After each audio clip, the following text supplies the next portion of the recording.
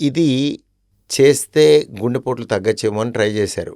But అది బెడిసి కొట్టింది. యాక్చువల్‌గా ఇట్ హాస్ బికమ్ డెట్రిమెంటల్ అని మధ్యలోనే ఆ ట్రయల్ స్టాప్ చేసేశారు. So HRT is not recommended for heart attack prevention. But ఇప్పుడు ఒక healthy life style changes, modifications చేసుకున్నప్పుడు గానీ, ప్రాపర్ డైట్ తీసుకున్నప్పుడు, న్యూట్రిషన్ ఇవన్నీ ప్రాపర్‌గా ఉన్నప్పుడు ఏవి రావు అని జనరల్‌గా చెప్తా ఉంటారు doctors.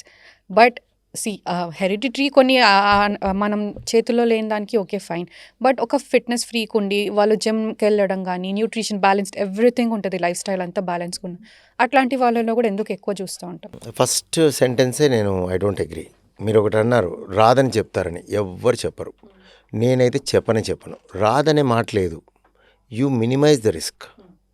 Comparatively. Minimize the risk. అంటే మీకు వచ్చేది ఉందనుకుందాం. ఒక మనిషికి రాసిపెట్టింది అనుకుందాం.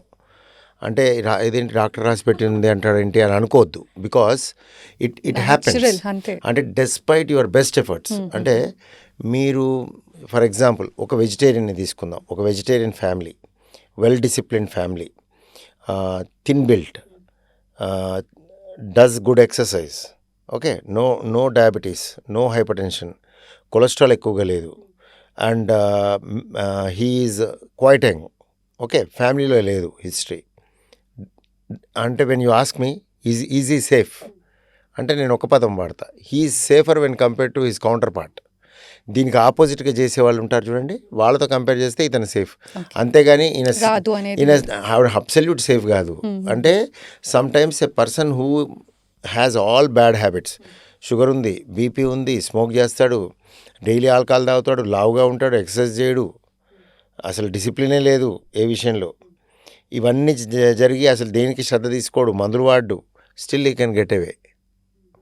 అంటే అదేమో అంటే అది అమృతము కాదు, ఇది నరకము కాదు. అంటే నువ్వు ఇలా చేసినందుకు నీకు గుండెపోటు రాదు అని చెప్పలేవు, ఇలా చేయకపోయినందుకు గుండెపోటు వస్తుందని కూడా చెప్పలేవు. ఓకే. మరి దీనికి ఏంటి ప్రాధాన్యత?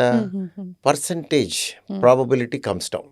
సెకండ్ పార్ట్ ఉంది. సెకండ్ పార్ట్ ఏంటంటే జిమ్ చేస్తే జాగ్రత్తలు తీసుకుంటే అయినా కూడా వీళ్ళకి ఇలా అవుతుంది అనేది. So same thing again, gym చేస్తే అంటే నువ్వు